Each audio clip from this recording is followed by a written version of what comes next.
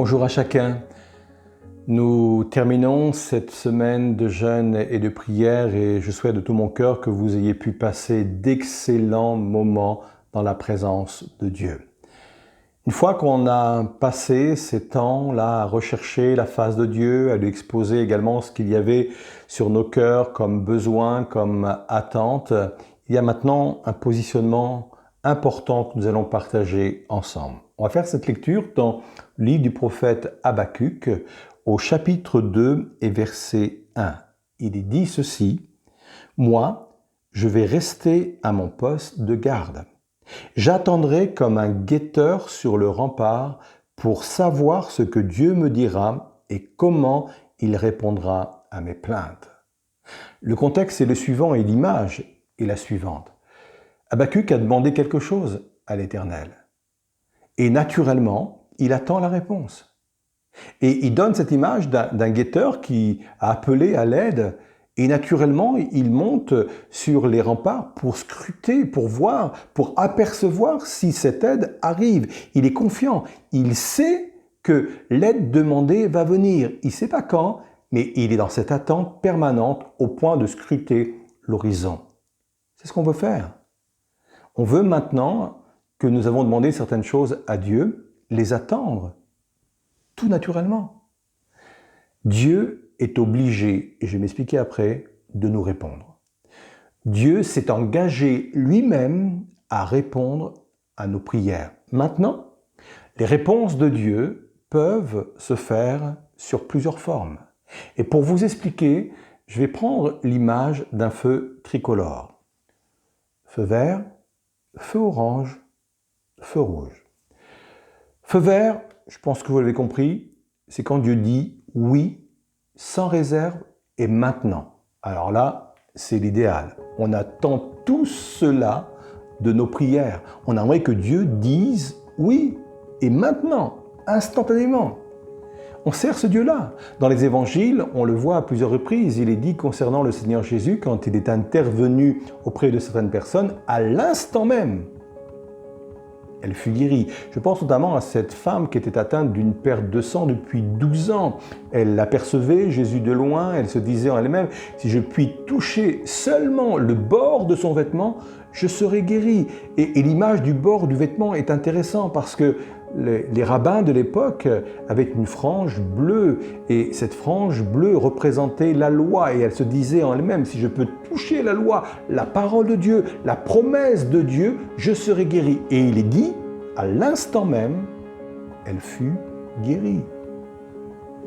Je crois que tout au long de cette semaine, comme cette femme, vous avez scruté la parole de Dieu, les promesses de Dieu et vous vous êtes dit en vous-même, mais voilà, je veux saisir, je veux toucher cette promesse et je suis convaincu que et dans plusieurs domaines, vous allez pouvoir connaître des exaucements de prière et peut-être même l'avez-vous déjà connu d'une façon instantanée. Parce que le Dieu que nous servons, c'est le Dieu aussi de l'instantané. C'est le feu vert. On aspire tous à ce type d'exaucement. Mais il n'y a pas que cette forme de réponse. Il y a aussi le feu orange. Le feu orange, c'est oui, mais pas tout de suite.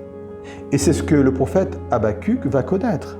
Chapitre 2, toujours au verset 3, il est dit « Le moment n'est pas encore venu pour que cette révélation se réalise, mais elle se vérifiera en temps voulu. » Et le conseil qui suit est très important.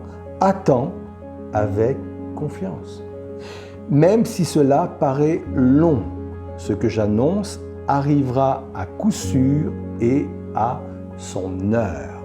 Et c'est là où parfois dans les exaucements de prière, il faut être persévérant, patient.